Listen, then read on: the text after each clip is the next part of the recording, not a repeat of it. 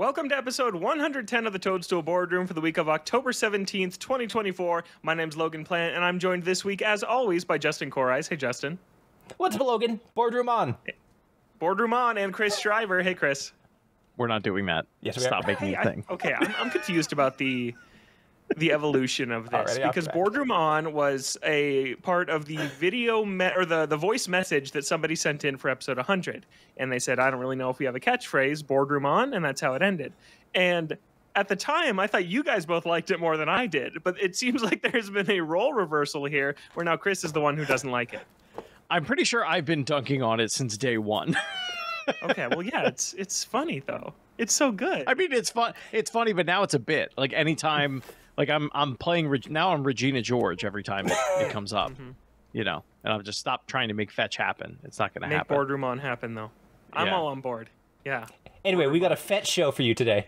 We do. We have a very fetch show. We have so much to get to this week. It is Super Mario Party Jamboree launch day, and I reviewed that game. I've played 45 hours of it. I was just telling the guys before the show, so I have a ton to say about what I think is the best Mario Party in the series. I think it's the best one. I think it's amazing, so we'll talk about that. We're going to talk about a new Mario and Luigi Brothership overview trailer. They finally stopped doing this weird 30-second trailer thing and gave us the full 5-minute overview of what this game is going to be. We'll let Chris talk about some emulation as he usually does, but we're going to start with what we talked about last week, the Nintendo Switch Online Playtest sign-up. Last week we said, hey, this is happening.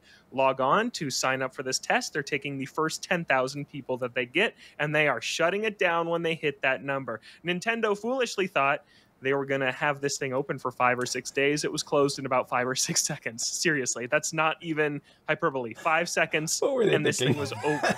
If you paused to read the page before clicking through it, you were out. But, Justin, how many of the three of us made it in?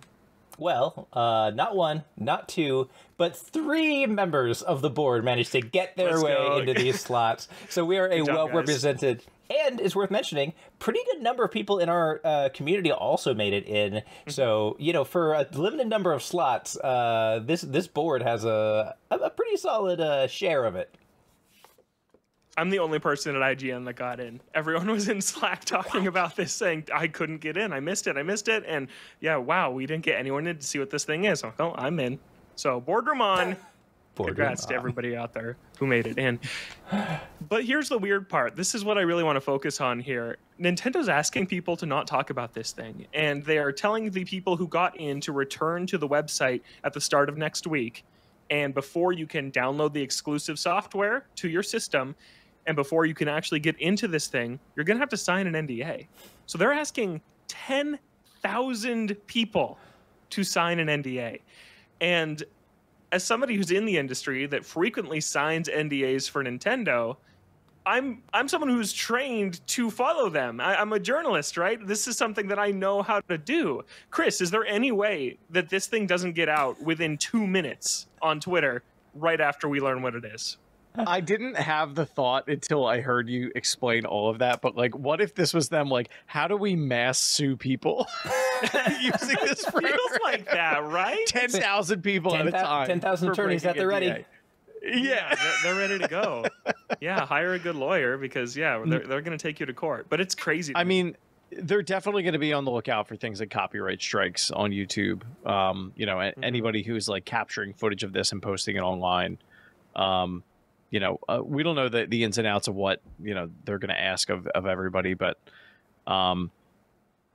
it seems pretty hardcore for what, you know, what they're doing. And like, I don't really know of any company. What's weird about it is they're like, it's a public test beta. It's publicly available, but you can't talk about it. Oh, it happened this year. It's what Valve did with their new game that no one was supposed to talk about. I can't remember the name of it right now. What's that shooter? Yeah, but I can't remember the name of it. But yeah. But you can invite people to that still. Like the difference there was like if you had a copy of that and you're like, oh, I want Justin to play with me, you could send him an invite and he would have the game, and then it just like spread like an infection. I don't think that's what it's called, but yeah, it's not called an infection. Yeah. I don't know. I don't remember what that game's called. Doesn't matter though. That thing is the only thing I could think of that's similar to this. Is that everybody knows it's happening, but no one's allowed to talk about it. So puts us in a weird position because when we were all signing up, I'm like, great, we'll all be able to talk about it on the show. Oh no, we're gonna be quiet about it. I don't know about you guys. I'll do my due diligence. I'm signing an NDA. I'm not gonna do anything that's gonna violate that, right? Like that's something we can talk about it. Yeah. Yeah, offline. Absolutely. Offline, yeah. We'll record a show that only we get to see. Yeah, 3 listeners. It'll be great. You know what would be funny is if we recorded one and then didn't post it until the thing went live. And we were like, here was our first reactions to whatever the thing was. So let's talk about that. Do we have any... We theorized a little bit last week. Justin, do you have any new guesses about what this thing is going to be? No, honestly, my opinions on it haven't evolved in the slightest. I think everything that we said then is exactly what I'm expecting now. I think that it is likely related to... I think it's much more likely to be related to core functionality than it is to be like any kind of new gaming product or anything like that. Interesting you bring that up, because also this week... Nintendo put out an email celebrating 3 years, I think, of Nintendo Switch Online Plus expansion pack. And in that email, there was one line that said, "What exciting new features await expansion pack subscribers in 2025? You'll have to stay tuned to find out." They're definitely referencing whatever this thing is. Seems like it. And so we also know then you had to be an expansion pack member to sign up for it. Mm-hmm. But now we know that this feature they're rolling out is only going to be for expansion pack members, which I wasn't necessarily expecting. I thought it was going to be, before I saw that it was going to be an expansion pack user thing, I thought it was going to be Miiverse 2.0. I was thinking they just rolled back Twitter/X integration because that platform has gone off a cliff, right? You can't post your 30-second gameplay clips directly to Twitter anymore like you could from day one on Nintendo Switch. So I thought maybe Nintendo wants to recapture some of that community magic and get that back out there. But now that it's an expansion pack thing, no way. That's an Elon problem. That's not a Nintendo problem. Oh, totally. PlayStation did the same thing because they're charging for their API at this point. Mm-hmm. Yeah. That's what I meant. Nintendo could just go around it and make their own thing since they're not using it anymore. Mm-hmm. I'm of two minds. So mainly because there was a source code leak on that page. If you looked at the source code of that like beta sign up page, like in any web browser, it made a reference to something like the features that are going to be, I'm paraphrasing, the features that are going to be available here are best experienced over a direct Ethernet connection, which makes me think that that is some sort of streaming thing. Are they streaming games? Well, so here's the weird thing with that. It's either Miiverse with streaming support and like video clip support, or it's GameCube games and you have to stream them in a cloud hosted lobby. And the reason I'm thinking that is because most GameCube game files, even though they were on mini DVD, are like anywhere from 500 meg to 4 gig. And if they really expand that library out, it's not like the Super Nintendo where they can like deliver the Super Nintendo app onto the right and pop a 2 megabyte update and then here's your new game. Like if they do that with the GameCube, your Switch is going to be full like immediately, unless you have a micro SD card. So like knowing Nintendo, instead of doing the obvious thing where it's like I'm just going to select the ones I want to download in the app, they would just go, no, we'll build a whole cloud infrastructure to support this entire platform. That's my tinfoil hat. Yeah, I mean, isn't that a like Donkey Kong's fist curling kind of scenario where like we all want that GameCube functionality, but I don't have a lot of faith that like streaming your games is ever going to be like the ideal solution. No. Just purely by the fact that like light does take time to travel from point to point, and when that data, no matter how fast your connection is traveling from your console back to a centralized server somewhere and then back to bring your commands to a console somewhere and the visual and audio input back to you, like there is absolutely going to be a lag. And so like I would much rather they figure out if it has to be a harder solution to get GameCube games to work. I would rather they did that. And if it meant I had to wait for stuff to download, I'd rather wait for stuff to download. I would be cautious about reading too much into the like you need to be hardwired for like the best experience, because I mean that is literally true of any online functionality at all, even like especially on the Switch. Yeah, like even sending like freaking emails or like a basic voice chat or anything like that. Like it's just true that you'll have less packet loss, typically lower latency, better performance by being hardwired. So like I would expect that disclaimer to go with pretty much anything.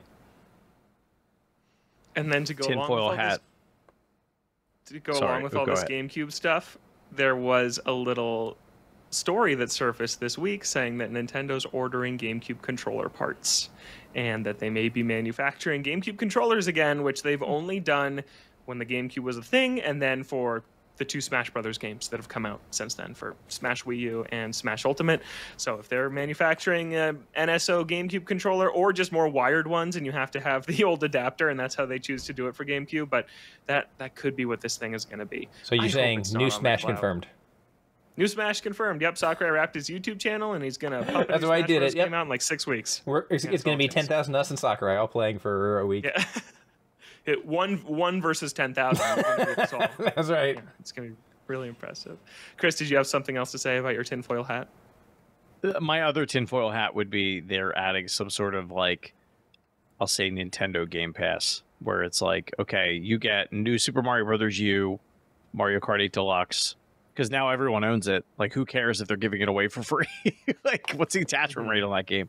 What would you need 10,000 people to test that for? See if it works. I don't know. I mean, they've never done it. I'm sure they're like, they don't want it to be so awful that no one uses it. But if you're streaming it, I think that's where you need to test it. Yeah, so, at scale. Again, like load. I think load is like the number of people points to load being what they're testing more than anything else. Yeah. If I were betting man, I still put my money down on this is whatever Nintendo's flavor of party and chat are for. I think that's.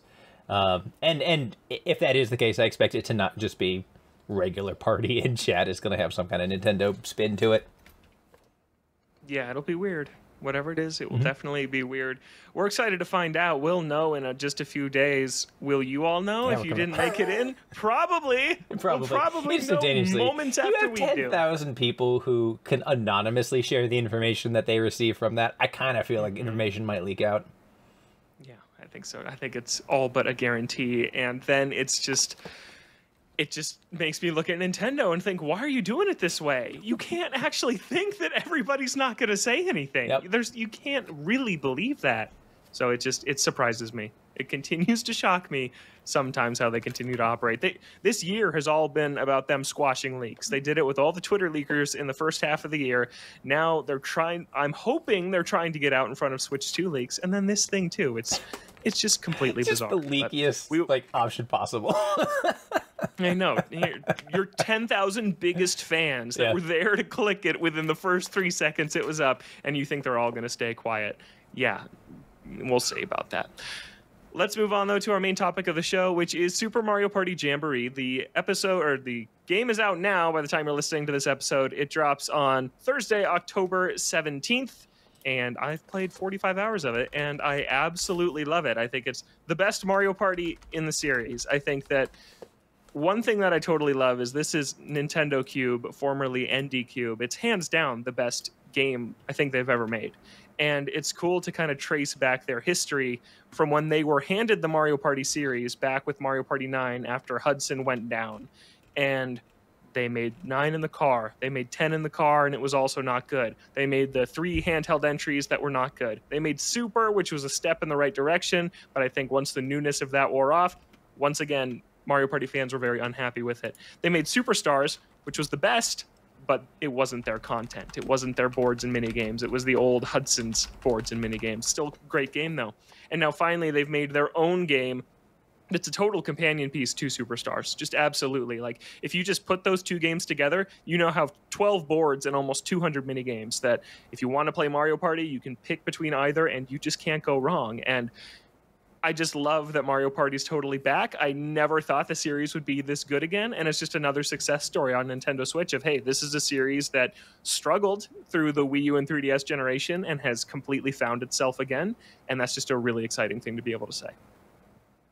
Would you say it's more of a like just really, really strong example of the Mario Party formula, or did they do anything that is new or different? They did so much that's new to it. And in my review, which you should check out on IGN, I say that this game feels like it was taken from a timeline where an alternate timeline where the developers just kept iterating on Mario Party and it never lost its way. It never veered off into throwing you all in a car. It never was doing these spin-offs that just weren't well received. It was, for the last decade, it's been iterating on the classic board game formula. And Jamboree does a ton of really cool things with it. It introduces pro rules, which I think is going to be a big deal for a lot of people. We talked about it on this show a couple weeks ago, and now I've played it and can confirm it's really, really cool. It's a completely different rule set from party rules, and it's 12-turn games. Everybody drafts a power-up, an item to add to their pocket before the game begins. So you start the game with an item of your choice. So based on the board and who you're playing against, you can pick, okay, do I want the mushroom to be able to move more? Do I want the warp pipe to go somewhere random? Do I want the cursed dice block to slow down an opponent? So you're already kind of mind gaming with each other at the start what item you want to pick.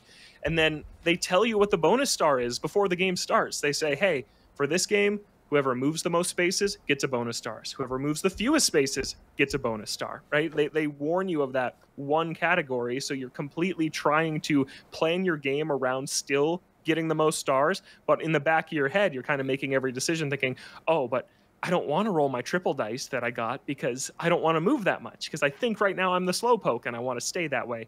That's super cool. They have in Pro Rules, you have limited stock at your item shop. So Toad is only selling 2 golden pipes. He's only selling 2 mushrooms. So you got to get there and buy what you want, because once it's gone and it doesn't come back. Bowser spaces, instead of being this random roulette, they always steal a star from you. It's just it's a more predictable game. There's not these random roulettes. Every time you land on somewhere, you know what's going to happen on that space. And it's still the roll of the dice like any board game would be, but you can really kind of calculate your moves more. And I just think it's really, really smart. And people who hate the bonus stars and the chaos, I don't. I think that is Mario Party. I love the chaos and knowing you can be in 4th place on the last turn and win the game. That's great. But for the people who haven't liked that, Pro Rules are there, and it's a completely different way to play the game that I think is just an amazing addition. In your 45 hours, what did you find that you played more of, or like found yourself gravitating more towards, like if you were playing with other people? I played just party rules for the most part. I played Pro Rules 3 times, and I've played Party Rules 11 times, so I've played like 15 games of Mario Party. And I still just prefer the party rules. But even within party rules, you can still shake up what you're doing. You can still, oh, we want classic bonus stars, so we want it to be the most mini games and the most happening spaces. We want random bonus stars. We want no bonus stars. We want to vote for what mini game we play at the end of each turn. We want motion control games on. We want them off. Like, there's more options here than ever before, and it just unlocked all these ideas in my head about next time out. I hope they just go full Smash Brothers with this thing. Let me turn on specifically what items are in this game. Let me play a game where it's only golden pipes. Let me play a game where it's everyone rolls triple dice on every turn. Like, I think that this is a really cool half step to that future that Mario Party could be looking at. And I just really liked how I played so many games of this back to back, but everyone felt different because you can just tweak 1 or 2 small things and the boards are also entirely different from each other, that it just is constantly feeling fresh, and it's just super replayable. How was the single player experience? It's bad. I mean, it's Mario Party. It's like it's not good. They make more efforts. Go for it, Chris. Sorry, is it any worse than like if I were to play any other Mario Party by myself? I mean, they advertise a robust single player experience, which is why I asked. Yeah, well, they did that with Mario Tennis Aces too, and we all know how that turned out. Yeah, so that's why Mario Party is such an interesting series to review, because it is a game that is really only meant to be played with other people, right? It's like, I gave it a 9 out of 10. I think it is an amazing game, but that is with the big asterisk that you have friends to play with or family members to play with. If you don't, it's fine. I wouldn't recommend it, but that's like if I reviewed Monopoly as a single player game, right? I'm just not going to do that. So playing alone is not good. It's not bad. I think that I played multiple games of Mario Party by myself too, and the AI is actually pretty good this time around. If you set them all to hard, I feel like they make decisions that a human would make, and they compete in mini games. You'll lose to the computers in mini games, right? You can simulate a pretty accurate Mario Party experience, but like, just why would you want to play anything else if you're doing that. They do have more single-player options than ever before, though. There is the Koopathlon and Bowser Kaboom Squad, which Justin and I saw at our preview event, and I largely feel the same about those in the full package as I did then, which is that they're fine. They are a little bit thin, but Koopathlon specifically is really fun. I played it in an online play session against 2 Nintendo reps, the PR reps for this game, and it was super intense and really fun to be playing against people, and I beat them by like half a second, and it was super satisfying and exciting. So that's cool. Bowser Kaboom Squad, it's co-op. I don't know. There's these mini games where you really have to cooperate, and like there's one where all 8 characters are holding up this card with that's various steps on the path to drawing a complete mushroom. It's like just the outline. It's the outline with the eyes. It's the outline with the eyes and the little circles, and they're all jumbled up. And you have 30 seconds to pass them around with each other to get them in the right order. And when you're doing this with 7 people online that you can't talk to, there's just no way to actually figure it out and do it the right way. So it's just, I still don't really recommend it alone. But those modes are there and they're fine. And then there's a single player campaign where you're walking around the boards as the characters are setting up the party, which is a super cute idea. Like Koopa's getting his item shop ready to go. And he's like, oh, I need a mushroom. Can you go get this for me? So it's ready to go for when the partiers get here. It's cute. The actual gameplay is completing fetch quests around these boards and then competing in mini games against computers that are really easy. I think they're set to difficulty easy in the single player mode. So it's super boring. It takes like 2 hours to beat. It's not very fun, but I guess it's there. I don't know. It's like the party stuff is why you go to Mario Party. Yeah. I think that it kind of always has been. But Chris, I know you're someone who said that you mostly played it alone. So I'm curious what your take is on all this stuff I'm saying. Well, I mean, I mostly played it alone when I was a child because I was the youngest of 4 and had no friends. No. But now I have a wife, so, you know, I got that going for me. And no, I mean, Mario Party is like a staple in our house, especially when her sister's family is visiting. No, the one thing that it just got me thinking, and I don't know if you'll be able to speak to it, for Koopathlon, it's what, 8 players? Is that what you said? It's 20 for Koopathlon, 8 for the Bowser 20? one. Yeah. Okay. How hard, like, if we were to, and I'm not saying we'll do this or we will or will not do this, if we were to have like game night with like the Toadstool Boardroom people, let's say we had 20 people and it was like, hey guys, we're doing Koopathlon. How difficult is that to even set up? Or it's like, I have 20 people on my friends list. Like, is that even possible or does it have to be random? Get ready to roll your eyes at Nintendo. It is impossible to play with 20 friends. You can play with 19 strangers online, and if you want to play with friends, you can group up with a group of 8, and then the rest are filled with strangers. So the max lobby size you can make is 8 people. I don't get that. I don't get that at all, but that's just how it works. It's not a team, right? Like, everybody's still playing individually. We're going to be testing the 20-person lobby in about 4 days. Yeah, I wish we could. Oh, yeah, that's true. That's the online. That's what the online play test is. 10,000 person lobby. Anyways, Koopathlon is the closest thing that I can liken it to is Tetris 99, where you're doing your own thing on your own screen, but you'll unlock power-ups that you can toss at other people. So the minigames in Koopathlon are single-player minigames that you are playing simultaneously as 19 other people. So it's like there's one that's Brick Breaker, and you're just bouncing the brick off the wall and scoring points that way, and you're just trying to rack up the highest score because every point you get is a space your character walks around this track. And that was the one, I think, X number of in the review points. You said it was like 10 or 12 mini games in it, and like after about an hour you were like, yeah, I think I've seen everything I need to see. Yeah, there's 9 mini games, and then there's 5 Bowser ones, but those are kind of a separate category. So in the core gameplay, there's only 9, and each has 3 difficulty levels, but it's still the same game. The speed is just faster, or there's more obstacles, or it's trickier in some way. But that's I think one criticism I have of the game overall is they boast over 110 mini games, but there's so many side modes here that each one comes just a little bit shy of how many mini games I wish it had. Mario Party is the main example of that. There are 53 mini games you can play at the end of each turn, and if you turn motion controls off, that knocks it down by 12 to 41.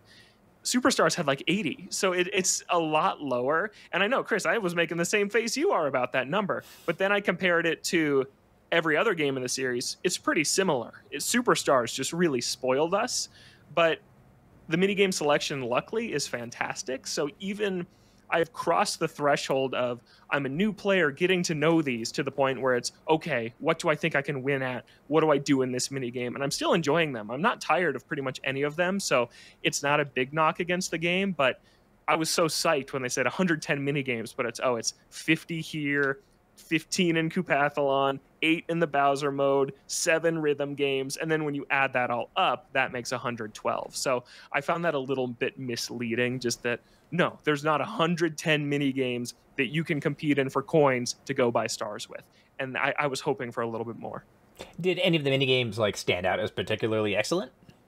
Yeah, they're awesome. They're all so good. There's only, of the 53 there are, I think there's 5 I don't like, and I really like the rest, and some I think are all-time classics.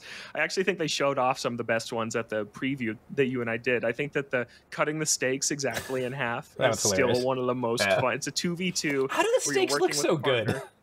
They do. What's up with that? The best graphics they've ever rendered are these damn steaks in Mario Party. Yeah. For real, it's like 2 out of 3 games now they've just had the best looking steak. They rival like Monster Hunter meals, which is always the top shelf of video game food.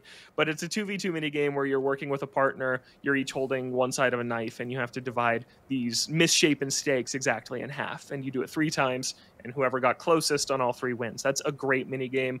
There's really fun returning ones too. Jump the Gun is from one of the Mario Party GameCube games, I think 6 off the top of my head, but it's another 2v2 where one character is standing on a platform with a bunch of targets in front of them, and the other is operating a cannon, and they shoot the targets with their bullet bill cannon to create platforms. You're essentially creating a bridge for your other partner to jump across. So basically the person with the cannon has to decide, how good is this person at platforming? Can I really push them to kind of platform these really precise jumps, or do I need to take my time to make more platforms for them? That's a classic. Platform Peril is back from the N64, where you're running diagonally, jumping across platforms, collecting coins. That's a classic that's returned. No, it's great. I love them all. Even if they had thrown in 20 from Superstars, because there's 0 repeats from Superstars here. If they had thrown in 20 or 30 of the best ones from that game and said, okay, it's 80 or 90, I would have been fine with that. It would have been completely reused content, but I think in Mario Party, more is better. I think the bigger the better that's not a blanket statement for everything, but it kind of is here, and I wish that they had done that. Without saying how you do it, how difficult are the 2 extra characters to unlock? Yeah, that was a process. I played for 20 hours until I realized I could have unlocked them in the first 5 minutes. And that's all I'll say. Wow. There is just something you can do that I didn't know you could do, because they don't tell you can do it. And I am banging my head against the wall, because it's when you have this game, there's no one to turn to. There's no one to ask. And so I got to figure this out. And so I'm just messing in every hub world, in every menu, in every lobby I can. And when I figure it out, I felt like an idiot. And I'm talking to the PR people when I'm playing with them. When I'm playing the online modes with them, they said, oh yeah, we couldn't figure it out either when we first got the game. It's like, well, okay, all right then. Like, people, it's really hard to figure this out. So I will have a guide up on IGN. If you can't find these characters, just look it up, because you'll want to add them quickly. But Chris, you always talk about how much you love unlockable content. 3 of the boards start locked. You start with 4 boards and 3 of them are locked, and then you have to level up on this, basically a battle pass, but that's a loaded term. It's free, it's included. It's just you're leveling up from 1 to 50. And you unlock a board at 10, at 20, and at 30. So it was fun to complete these achievements, like, score this high score on this minigame, and then when you do, you get an achievement, and that's another check on the box on the path to these boards. It's cool, and it feels like something a classic Mario Party would have done, especially like Mario Party 6 or 7. It feels like something that would have been in those games, and I really thought that you would like that. I love that. Apparently the new Dragon Ball is that way too. Oh, the yeah, roster in that game is like enormous. It is enormous. That game. I wish I've been playing it a lot. Nice. Do you like it? Yeah, I like it a lot. Cool. I got to talk about the buddy system, because that was, as you guys know, that was my biggest hesitation about this thing before it came out, and I really like it. They nailed it here better than I thought they would. So basically how it works is, in past Mario Party games, made by ND Cube, like Super Mario Party, you could recruit 3 or 4 buddies at a time. So you just had this train of characters following you that each added to your dice roll, helped you out in mini games, gave you more money. It was ridiculous. But Jamboree has really limited it down to only 1 buddy appears on the board at a time. It plops down on a random spot. You have 3 turns to get to it. Whoever gets to it initiates the showdown minigame, which are the best part about this video game. There are 10 showdown minigames, and each one is about a different character. I don't even want to spoil them all, but the ones that I call out is Luigi's, you are running through a haunted mansion to rescue him, and you're completing puzzles in each room. And if you need help on one of the puzzles, there's a CRT TV with bunny ears and everything that Luigi's like banging on the glass of, and you walk up to it and you click on the TV and he tells you how to solve the puzzle you're doing. And it takes time to do that, but it's a little hint that's there. And these mini games take 3 or 4 minutes. They're really, really long, but they're so much fun that I never got sick of them. And then Wario's mini game is literally WarioWare. You are playing these 15 2-second challenges back to back to back to back against other people, and all of them in some way are just really pulling from that character's part in Nintendo and Mario history in really awesome ways. I just love it. It's so awesome, and I think you're rewarded for being a longtime Nintendo fan for just playing some of these mini games, being like, wow, that's what they did with Waluigi's mini game. That's so cool. They're awesome. And then whoever wins that game gets the buddy, and the buddy lets you buy 2 stars. If you land on a blue space, you get 6 coins. If you land on a red space, you lose 6. If you go to an item shop, you can buy 2 things. If you land on a Bowser space, you visit Bowser twice. So they double good things, they double bad things. And that buddy is only around for 3 turns. So it just really ratchets up the strategy. If you get a buddy, you have to use them as efficiently as possible, because then they're going to leave. And you don't want to waste that because they're super powerful. And then if somebody passes you from behind on the board, they swipe the buddy away from you. So you also have to watch your back.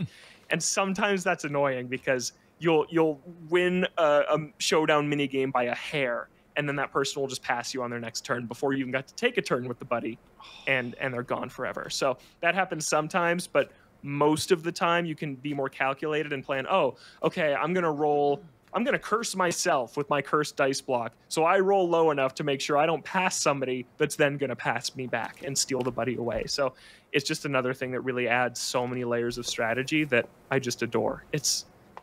I love this game so much, guys. It's my favorite Nintendo game of the year. Easily. I like it more than Zelda. I like it more than anything else they put out this year. I think it's the best thing they've put out so far.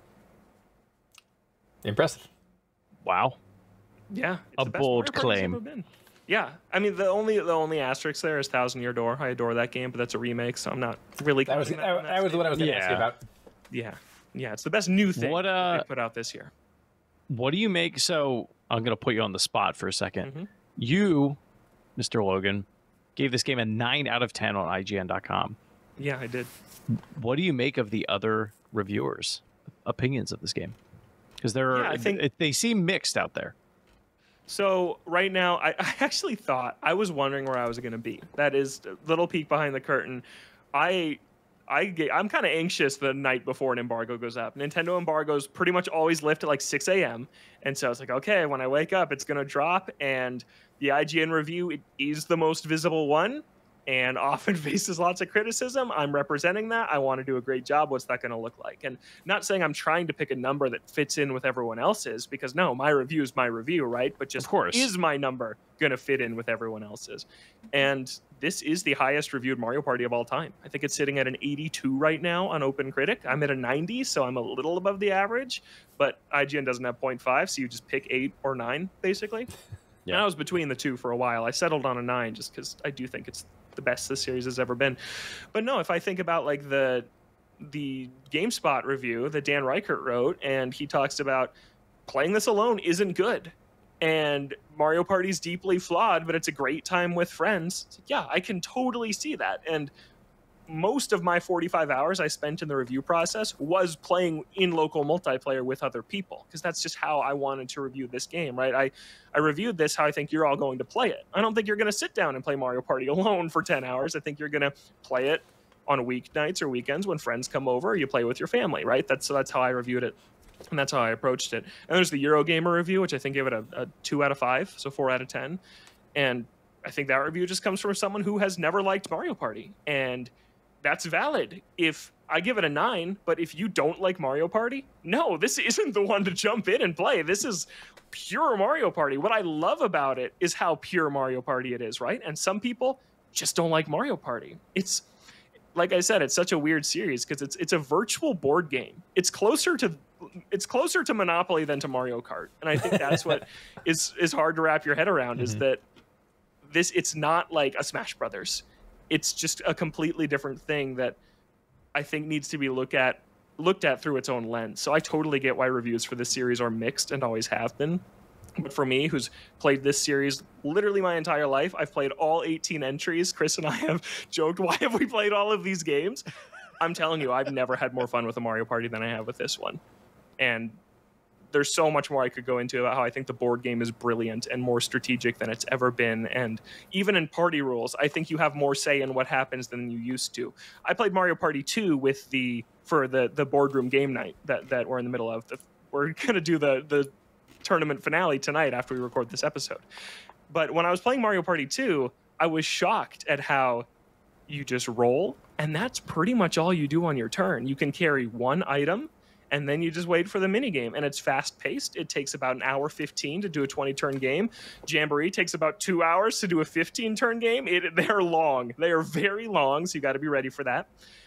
But in Jamboree, you're passing multiple item shops. You're passing events on the board that you can do. You're strategically using your custom dice block to figure out exactly where you want to land. There's so much happening, and Chris is going to love me bringing my favorite show into this. It's like what's happened to Survivor over the recent years. And I know we have some Boardroom listeners that are Survivor fans, so hear me out on this. Survivor started out as very simple. You live on an island, you vote each other out every 3 days, and that's it. And now, modern Survivor is there's idols and advantages and twists and rules you don't see coming that have completely changed the game and sped up its pace to an all-time high.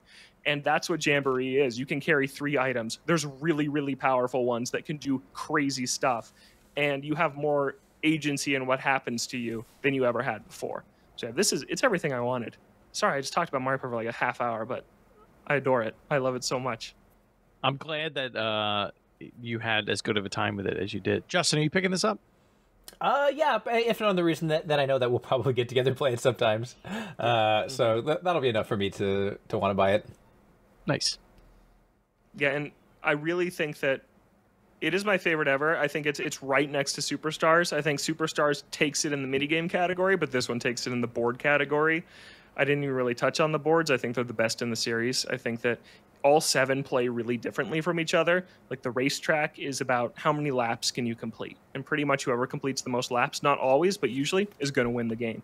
Goomba Lagoon is like a Zelda dungeon in that its water levels rise and lower, and that opens up branching paths, and you can get stranded on these little islands where if you didn't plan ahead and you don't have something to get you off that island, like a warp block or a mirror or something like that, you're just stuck there until the water changes again, and it punishes you like that. So every board in the mall, its goal is to visit all these stands to fill out your stamp book and then take it back to the front desk and then exchange it for 50 coins. Like there's just every board has so much going on that's very, very different from the last, and it's just perfect. It's just exactly what you want. You can totally pick what you want each night that you're playing. I played with my girlfriend who doesn't play that many games 7 nights in a row. We did all 7 boards, 1 each night, 7 nights in a row, and she was into it and having a great time because it just really holds your attention like that. So yeah, Super Mario Party Jamboree is amazing. It's the best Nintendo game of the year. And Chris, you're picking it up, right? You're going to be here. We're playing it this week. Oh yeah, mine shows up tomorrow. Nice. Yeah, I thought I thought my wife was going to Virginia to be with her mom, but that's next weekend. So we'll be, and then our plans fell through. We were supposed to go to the PA Ren Fair, and then we didn't get tickets, and they sold out. So now we have no plans this weekend. So I was like, well, I know what we're doing. Yeah, that's great weekend plans. Yeah.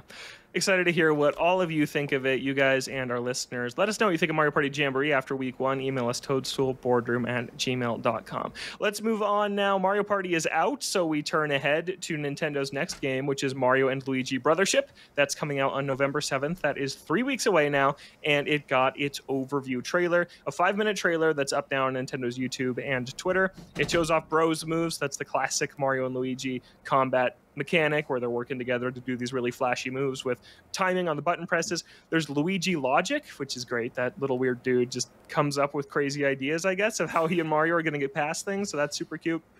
They showed that the main kind of crux of the game is sailing around islands in this ship and connecting them. We got a brief look at the ocean map. It doesn't look super open like Wind Waker or even that segment in Origami King where you're sailing around, but it still looks like a cool concept. And then they talked about battle plugs, which is kind of the new mechanic that this Mario and Luigi is introducing, because everything on these islands looks like a power outlet or a plug, which is the motif they're going for this time around. Sure. So we're 3 weeks out from this game. Justin, what'd you think of this trailer and how are you feeling about it? I think this trailer was great. I feel like something that Nintendo does really, really well is they have like the one big immediate like preceding launch trailer, and it always is so hype. I get so excited when I see those. And this is no different. It looks pretty, it looks silly, it looks fun. I love those team up moves. I love that they had that one scene where they showed the like mistimed team up move where like the head of Mario's hammer flies off and hits Luigi behind him. Like, I think this has the potential to be maybe the funniest game of the year, on top of being just a really fun RPG.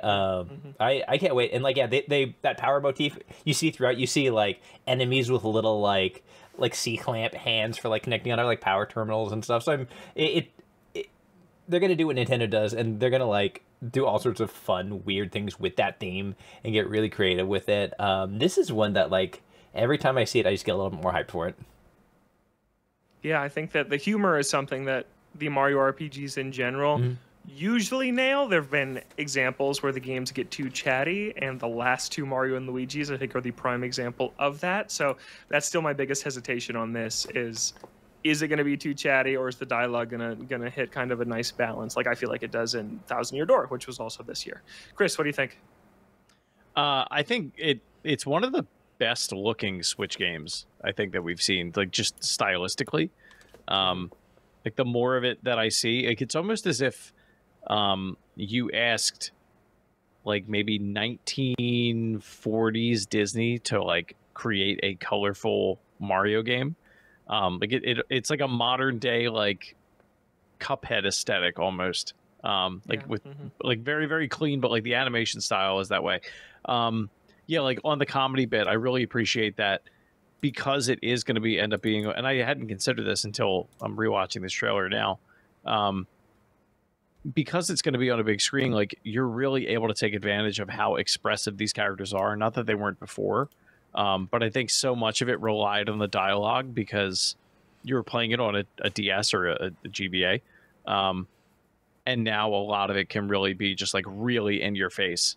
Like it is definitely I feel like it's the most cartoony looking, over the top slapstick Mario content that we've maybe ever gotten. Yeah, I agree with that. Just looks super fun. Yeah, so I'm worried about the chattiness. My other one hesitation, the negative on this trailer, was they said, visit so many diverse islands like Forest Land and Desert Land and Magma Land. Like, oh, they look so generic. They look so incredibly generic. And the Mario there are 5 aesthetics that Mario games touch upon, and it's going to touch upon those 5. Let's be honest. Yeah. Yeah. Which is a shame, because this series has done really cool stuff in the past, like Bowser's Inside Story, where the levels are literally different parts of Bowser's internal organs. Like, maybe we'll get lucky and there will be Spleen Land. Yeah, maybe they could do that. But here it just looks like, okay, we're kind of hitting all the basics. Something I loved about Mario Wonder is I didn't feel like it did that. I felt like Mario Wonder it's a desert, but it's a layer cake, or it's Snowland, but then it transitions halfway through to being Cloudland, and it's pink, and it's this almost vaporwave aesthetic. It did a really nice job of shaking up those tropes, and this game doesn't look to be doing that at all. You may not necessarily be an entire level that is soup like you do in Mario Odyssey. Mario Odyssey, yeah.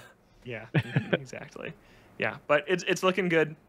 And my favorite part about these games is just how they portray the relationship of Mario and Luigi. They just love each other so much, and they're so weird, and Luigi is such a coward, and these games just nail it. And I feel like so much of their modern personality comes from these games, and so I'm excited to see how that looks in their first home console entry in the series. So that is out in 3 weeks. We got a bunch more news stories to get to here in our quick news segment, so let's get to them. First one is Game Freak suffered a major leak. So the studio that develops the mainline Pokemon games, they were hit with an attack, and there is so much information out there right now. And I don't know, personally, I'm someone that doesn't really like to dive into this stuff that was illegally stolen and dissect it piece by piece. I just like to say, hey, it's out there. There's source code out there, and there are plans for the next generation out there, and there's code name stuff out there. But there's also a lot of fake stuff out there too, Chris. Well, so I do want to make one clarification. Not all of it is out there. So yeah, the person that gathered all of this information didn't release all of it to the public. So anything that's like net new, they've been holding on to. But yeah, there is source code for like older games out there, which I think is sick. Yeah. What do you think of all this, Justin? But yeah, I'm kind of with you in that, like, I think I'm not the biggest fan of like rumors and leaks in general. I think there's some interesting stuff, and there's been some, I will say, like, some of the, like, assuming that they're to be believed, some of the like really, really back end, like deep, like dev diary stuff, stories behind stuff gets wild, and actually parallels like folklore quite a bit, which is I think worth mentioning when it gets particularly weird. At the same time, what I will tell people is, like, even if they did like design documents where they talk about certain backgrounds, information, things like that, if they haven't put it in the game, if they haven't put it in like media, like that's not the canon to stuff. Like that stuff can change all the time. So just because like you read a really weird origin story behind a Pokemon or something, that does not mean that that is the actual like origin story and how it works. A lot of stuff is like just thought processes and people trying to like use them almost as a design document a lot of times to help inform where they do stuff. So like I think if you're into it, that's totally fine. But my suggestion is treat it like it's for entertainment purposes only, and like don't get too hung up on any of it. Yeah, I agree with that. I think that if they didn't put it into a game, there's a reason they didn't, right? That's like saying that any idea anybody ever has that they write down is canon to the piece of fiction that they work on. That's ridiculous. And I think people have been taking it way too far. And then, like you said too, yeah, there's some stuff out there a little uncomfortable to read. It's some uncomfortable subject matter, and like people are saying, putting the freak in Game Freak. Like it's some weird stuff. But the way that it feels is like it's so pulled out of context. This is stuff that they never wanted us to see, that was illegally stolen, that was translated from Japanese by just some people, and also from a completely different culture, from Japanese culture, right? Like there's so much context that needs to be set, I think, for some of this stuff that came out that people are freaking out over, and it's like it just doesn't do anything for me. It doesn't matter, and I just hate how much attention some stuff like this gets. The side of it that I really do enjoy, just because I think it's interesting, is the any of the beta content. Like anytime beta content comes out for anything, I'm like fascinated because it's like a peek behind the curtain, like of the development process. Yeah. So you can see designs of like different characters. Like that to me is the most interesting stuff by far. Yeah, that stuff's really cool. Yeah. And it's like, wow, I see why they didn't go with that decision. Yeah. Right. Okay, so I was just scrolling Twitter and I saw a bunch of this Pokemon stuff that was coming out, and then in the middle of it all, I passed some post from someone who'd been to the Nintendo Museum, and it said, "There's a display at the Nintendo Museum comparing controller cable lengths," and I just about lost it. That's a display at the museum. Oh, look, the nunchuck cord is as long as the Super Nintendo cord. Come on, what are we doing? Yeah, Right. Share this stuff. This beta stuff's super cool. I certainly think that Nintendo could reduce the appetite and the demand for some of this stuff if they would be better about sharing a lot of the stuff. Like, I have the creating a champion book, which is awesome and has a lot of that stuff. Deliver that for all of your games and properties. I would gladly read all of that and see the evolution of it. Weird guitar motorcycle punk Link. We got that from the art book, not from people hacking secure stuff and also stealing a bunch of employees' information in the process. There's nothing wrong with wanting to see or read this stuff, and not to victim blame, but I do think that Nintendo can certainly look at where they've done that successfully. The reason I'm going like this is because the books are right there. Right? That's why I'm gesturing this way. I certainly do hope that there's some kind of shakeup at Nintendo where they're like, oh, people really want this stuff. Let's share it in a way that we can curate and really make it, really provide service to fans. I mean, even when the Giga Leaks happened and L is real became a real thing, when they were yeah, Luigi was going to be in Mario 64, and that my head nearly exploded that day. Yeah. Give me more of that. Oh, was that it? I thought you had more to say on that. No, it's just it's I mean, it's something that it is a part of, especially content that's that old. To me, and I've said this before, does it matter? Does it matter if that gets out that okay, he was going to be in the game, it's cut content. At that point, it's just fun nuggets of knowledge that become confirmed for diehard fans. Why wouldn't you want that out there? No, yeah, I totally agree. The stuff I don't like out there is employee information, which is out there, especially for Pokemon. Yeah, totally which is not cool. The most vicious fan bases in video games is the Pokemon fan base, and now there is personal information for tons of Game Freak developers who Pokemon fans are pretty mad at over what they've done the last few years, so that's not great. And then I also, not as much as that, but I also don't like that. I don't like plans out for what they want to talk about for their next games. That stuff's not cool. And come on, just bundle that up and let's just wait to hear about it. Because I guess like you said, Chris, some of it is still not out that's going to be new, but we know some. There's a couple projects that we know about now from this leak that who knows if things have changed or if that's still accurate and movies information. And yeah, everything. And I just don't like that stuff's out there. That's Pokemon, that's Game Freak. We got a question from Red, who emailed toadstoolboardroom@gmail.com to ask, hello, Boardroom. I'm sure over the weekend you saw everything that's been coming out about Game Freak being hacked and them dumping a bunch of their files. Supposedly this happened in August. Do you think this is why we haven't seen anything from Game Freak? Because they've been dealing with this usually in September or October. We get a Pokemon Direct.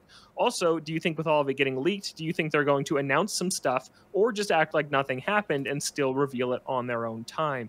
Thanks again. Keep up the great work. Justin, what do you think?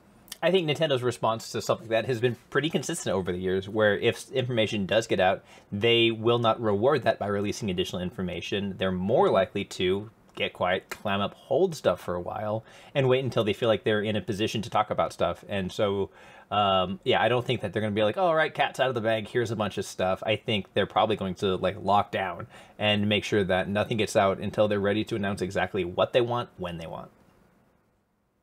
Yeah, and I think we didn't get a Pokemon Direct just because they don't have anything to show. I think I got to. ZEA is not ready to show, and it's coming out next year. We don't even know when. It's or what like console it's for. We do know it's for Nintendo Switch. But do we know that it's just for Nintendo Switch? We don't know it's just for Nintendo Switch. No. So we'll see, but I think that they just don't have anything to show us right now, which is fine. Take your time, Pokemon. That's been the message from this show since its inception, is slow it down and make these games good. Chris, anything on this? Cool. Well, we got three more quick news things that we got to rip through because Justin's got to go. So I just wanted to mention that Bandai Namco had a bunch of layoffs this week. They're doing it in a really weird way. This is something about the Japanese work culture I was unfamiliar with, so go read that story. Yeah. It's up on IGN. They're putting people in rooms and giving them nothing to do. It's a pretty common thing, actually. Yeah, I'd never heard of this. And basically, it's just, okay, it's like quiet firing. They're asking them to leave, but they're not firing them, and they just have nothing to do in these rooms. That's happening at Bandai Namco, but the Nintendo connection here is that they've apparently canceled or rolled back a project that was commissioned by Nintendo. We've heard rumors for years that they were developing some action adventure, maybe a remake for Nintendo. I was over here hoping it was Kid Icarus Uprising, but apparently that project is no longer moving along as expected. Whether Nintendo moves that to another studio, takes it internal, cancels it altogether, we may never know until it happens. So that's happening there. This is a fun story. Mario peeking behind the curtain to tease the Switch reveal back in 2016 was apparently filled with drama behind the scenes. It's that picture of Mario pulling back, like a mascot Mario, not an animated Mario, pulling back this curtain and saying, "Be one of the first in the world to experience NX tomorrow morning," or whatever. And this was from Kit and Krista, the Nintendo Minute people who now do their own show, and they basically said that they didn't have any assets to put up with this tweet. There was just nothing that fit with it. So a few days before, they scrambled together to take this photo, and some people hated it and thought it was weird and creepy, and they went ahead with it anyways, and apparently some weren't happy with how it all turned out.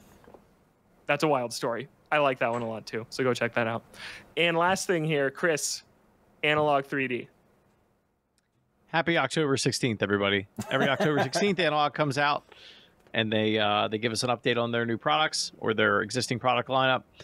We finally got to see the Analog 3D, which is an FPGA N64 console. Lets you play N64 games at 4K. It has full backwards compatibility with the entire N64 library. 8BitDo is also making new controllers for it that are wireless. They look very nice. They have like a more modern look, so you don't need 3 hands to use it. But it does have all the buttons that... I hate it. That's not N64 to me, man. I hate the controller. You've never held one like that, though. What do you mean? Like, Retro Fighters makes a controller almost exactly like that. Mm-hmm. It's pretty sick. Okay. But I don't have 3 hands, so I like the form factor. Yeah, me too. Yeah, that's fair. But that's what people misunderstand about the N64 controller, though, is it was supposed to be a SNES controller if you held it on both sides, and something different if you held it in the middle. Yeah, but like hardly any games used it that way. Kirby 64. That's the Kirby only 64 one I can think of. Did do that. So, Chris, are you getting one of these? I will be getting one of these. Pre-orders go live on October 21st at 8 a.m. Pacific. It comes in white and black. It does not come with a controller. So you either have to have an existing N64 controller or you have to buy one separately. This is a common thing that Analog does. It is a premium product. I did not make it. Do not shoot the messenger. This is just what they do. So, briefly, why would I buy this instead of just run an emulator on my PC? It's primarily for people that want to play with original hardware, or with original cartridges, rather than if you want to plug in your copy of Banjo-Kazooie with your save on it, and not which you do, which I do, right? Or if you, honestly, it's for people that if you already have a pretty substantial N64 library and you like playing physical, and sorry, I got very distracted because the shopping cart icon on the Analog store is the GameCube memory card, and I just noticed that. Here first. There you go. Yeah, so if you have a pretty substantial physical library and you want to continue using that, or if you have N64 hardware that you want to plug into the controller port, so if you're playing Pokemon Stadium, and you want to use your copy of Gold, Silver, Red, blah, blah, blah. Do you think you next year on October 16th we'll get the Analog Nintendo 64 expansion pack to add a little bit of RAM to it? No, it's built in. Sad. Missed opportunity. That is in the FAQ. That's good, though.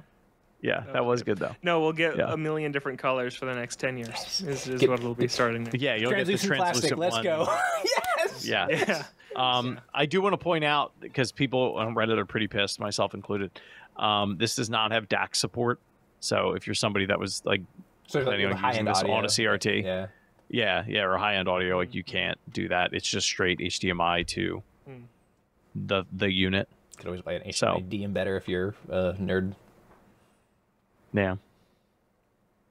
That's the Analog 3D. I'm kind of interested. I have a big N64 collection, and I don't have any analog stuff, and this is the one from when they teased it that I was most interested in. I don't know, for $250 bucks. We'll see.